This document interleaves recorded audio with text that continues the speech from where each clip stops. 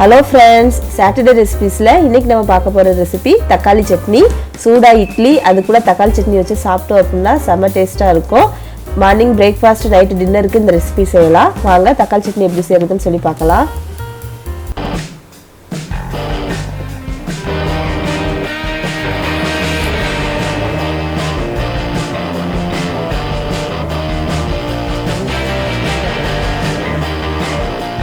வீடியோக்குள்ள போறதுக்கு முன்னாடி நம்ம சேனலை சப்ஸ்கிரைப் பண்ணாதவங்க சப்ஸ்கிரைப் பண்ணிக்கோங்க. அப்பதான் நான் போடுற வீடியோஸ் உடனே உங்களை வந்து சேரும்.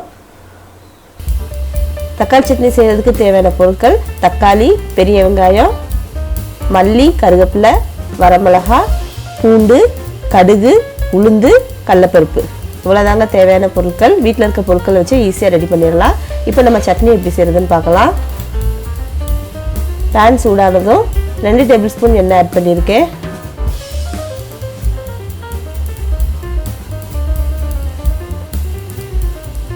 எண்ணெய் சூடானதும் 1 டேபிள் ஸ்பூன் கடலைப்பருப்பு, 1 டேபிள் ஸ்பூன் உளுந்தம்பருப்பு.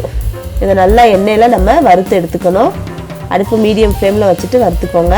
ஃபுல்லாக வச்சு பண்ணிங்கன்னா கருகிரும். கருகுனா சட்னி டேஸ்ட் இருக்காது. பாருங்கள், பொன்னிறமாக வறுத்ததுக்கப்புறம் 7 வரமிளகாய் ஆட் பண்ணியிருக்கேன். 2 பல் பூண்டு, 1 கொத்து கருவேப்பிலை. இதையும் இதோட சேர்த்து நம்ம வறுத்து எடுத்துக்கலாம்.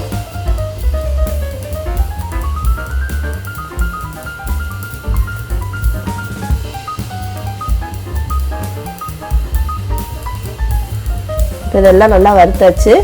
பாருங்கள், இது கூட நான் வந்து பெரிய வெங்காயம் 200 கிராம் பெரிய வெங்காயம் பெரிய பெரிய சைஸாக தான் கட் பண்ணி வச்சுருக்கேன். நம்ம சட்னி வந்து வதக்கி அரைக்க போகிறதுனால ரொம்ப பொடிசெல்லாம் நறுக்க வேணாம். நான் அந்த அளவுக்கு கட் பண்ணியிருக்கேன்.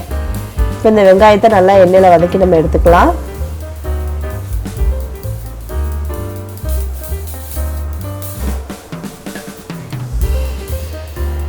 வெங்காயம் நல்லா வதங்கினதுக்கு அப்புறம் 200 கிராம் தக்காளி ஆட் பண்ணியிருக்கேன்.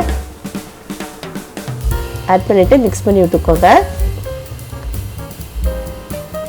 கூடவே இந்த ரெசிபிக்கு தேவையான அளவு உப்பு ஆட் பண்ணணும். நான் வந்து 1 டேபிள் ஸ்பூன் உப்பு ஆட் பண்ணியிருக்கேன். ஆட் பண்ணிட்டு இப்போ இந்த வெங்காயம் தக்காளி எல்லாத்தையும் நம்ம நல்லா வதக்கி எடுத்துக்கலாம். தக்காளி வெங்காயம் வதங்கினதுக்கப்புறம் சட்னி அரைக்கணும், அப்போ தான் டேஸ்ட் கிடைக்கும். இப்போ இந்த வெங்காயம் தக்காளியும் நல்லா வதங்கணும். அதுக்காக நான் வந்து ஒரு 2 மினிட்ஸ் மூடி போட்டு இதை மூடி வைக்க போகிறேன்.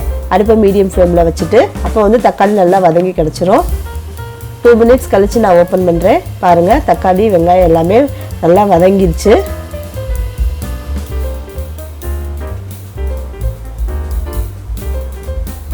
பாருங்கள், இந்த மாதிரி நல்லா வதக்கிக்கணும். அடுத்து இது கூட நான் வந்து 1 கை மல்லித்தலை ஆட் பண்ணுறேன். மல்லித்தலை ஆட் பண்ணிவிட்டு அடுப்பை ஆஃப் பண்ணிவிட்டு மிக்ஸ் பண்ணி விட்டுக்கோங்க. இந்த மாதிரி பண்ணும்போது நம்ம சட்னி அரைக்கும் போது இந்த மல்லித்தலையோட ஃப்ளேவர் வந்து சட்னியில் கிடைக்கும். அப்போ சட்னியோட டேஸ்ட் வந்து சூப்பராக இருக்கும். இப்போ ஒரு 10 மினிட்ஸ் ஆற வச்சுட்டு நம்ம ஒரு மிக்ஸி ஜாருக்கு மாற்றிட்டு அரைச்சி எடுத்துக்கலாம். நல்லா நைஸாக அரைச்சி எடுத்துக்கோங்க. பாருங்கள், இந்த மாதிரி அரைச்சி எடுத்துட்டு அடுத்து நம்ம தாளிச்சிடலாம். பேன் சூடானதும் 2 டேபிள் ஸ்பூன் எண்ணெய் ஆட் பண்ணுறேன். இப்போ எண்ணெய் வந்து சூடாயிடுச்சு. இது கூட 1/2 டேபிள் ஸ்பூன் கடுகு. கடுகு நல்லா எண்ணெயில் பொரியணும்.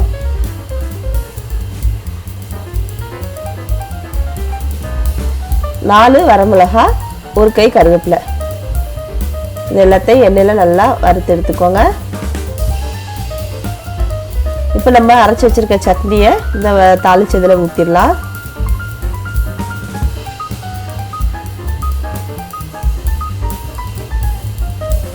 ஊற்றிட்டு இதை மிக்ஸ் பண்ணி விட்டுக்கோங்க. மிக்ஸ் பண்ணிவிட்டு அடுப்பை ஆஃப் பண்ணிடுங்க.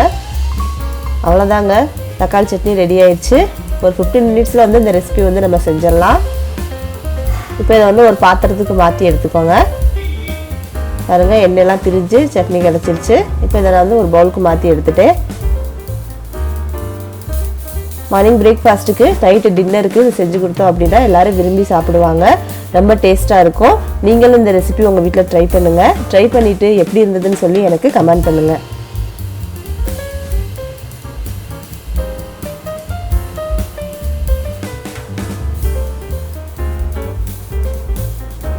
இந்த வீடியோ உங்களுக்கு பிடிச்சிருந்துச்சுன்னா லைக் பண்ணுங்கள், ஷேர் பண்ணுங்கள். மறக்காமல் சாட்டர்டே ரெசிபிஸ் சேனலை சப்ஸ்கிரைப் பண்ணிடுங்க.